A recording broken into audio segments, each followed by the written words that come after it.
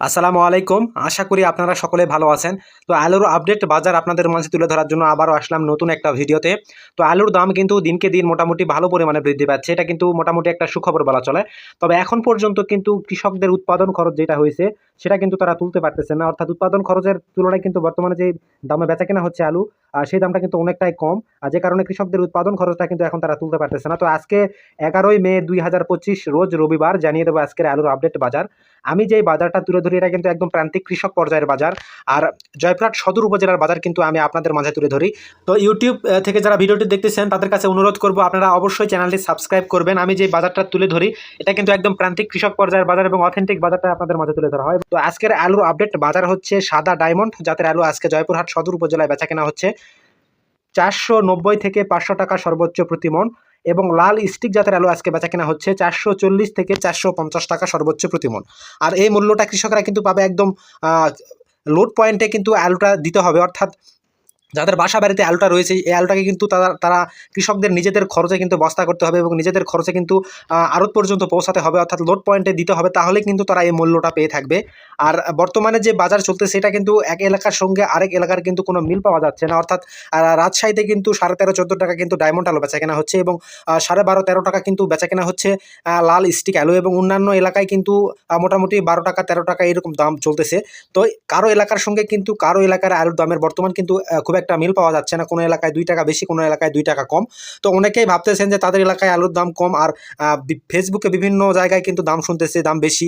অনেকেই ভাবতেছে যে ফেসবুকে হয়তো তারা বলতেছে বেশি দাম, কিন্তু আদতে বিষয়টা কিন্তু সেটা না। বিষয়টা হচ্ছে এক এক জায়গায় কিন্তু এক এক দামে আলু বেচা কেনা হচ্ছে, এবং আমরা যে আলুর আপডেট বাজারটা তুলে ধরি এটা কিন্তু একদম অথেন্টিক বাজার, অর্থাৎ কৃষক পর্যায়ের বাজার। অযথা ভুল তথ্য দিয়ে আপনাদের কেন বিভ্রান্ত করবো আমরা বলেন।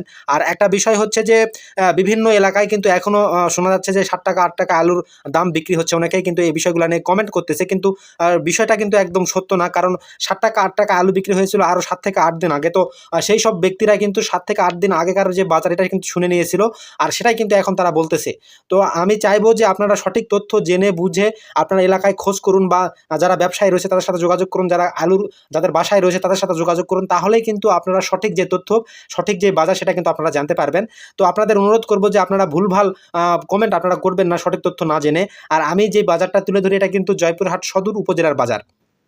তো এটাই হচ্ছে বর্তমান আলুর দাম বা আলুর পরিস্থিতি। তো আলুর দাম কিন্তু আরেকটু বৃদ্ধি পাওয়া উচিত, অর্থাৎ কৃষকদের যে 18 থেকে 20 টাকা উৎপাদন খরচ হয়েছে, তো 18 থেকে 20 টাকাতে না যাওয়া পর্যন্ত কিন্তু কৃষকদের যে লোকসান সে লোকসানই কিন্তু থেকে যাবে। হয়তোবা আগে যারা বিক্রি করেছে তাদের লোকসান বেশি হয়েছে এবং বর্তমানে যারা বেচতেছে তাদের কিন্তু লোকসানটা একটু কম হচ্ছে। পার্থক্য শুধু এই জায়গাতেই। তবে উৎপাদন খরচ যেটা সেটা কিন্তু এখন পর্যন্ত সাধারণ কৃষকেরা কিন্তু উঠাতে পারতেছে না।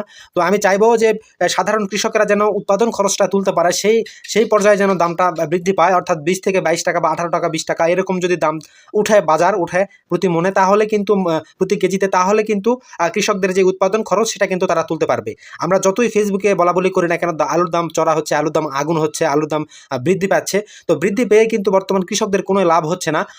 যখনই লাভ হবে তখন হচ্ছে কৃষকদের যে উৎপাদন খরচ রয়েছে সেটা যদি তারা তুলতে পারে, তখন কিন্তু তাদের মোটামুটি একটা বলা চলে যে তাদের মনের মধ্যে যে সান্ত্বনা সেটা কিন্তু কাজ করবে। তো আর সরকারের কাছে উদাত্ত আহ্বান থাকবে যে সামনের যে একটা সেচন আসতেছে, তো কৃষকদের যে কৃষি পণ্যগুলো উৎপাদিত পণ্যগুলো যেন ন্যায্য মূল্য পায় সেটা আমি সরকারের কাছে আহ্বান জানাবো। এবং কৃষকেরা উৎপাদন করতে গিয়ে যেই জিনিসগুলো তাদের কিনতে হয়, যেমন সার, বীজ, কীটনাশক, তো এই সকল পণ্যের দাম যেন স্বাভাবিক পর্যায়ে রাখা হয়। আমরা কিন্তু দেখি যে কর্পোরেট কোম্পানিগুলো তাদের ইচ্ছে মতো কিন্তু দাম বাড়িয়ে নেয়। তো একবার দাম বেড়ে গেলে, একটা অজুহাত দিয়ে যদি একবার দাম বেড়ে যায়, তাহলে কিন্তু সেটা আর পরবর্তীতে কমে না।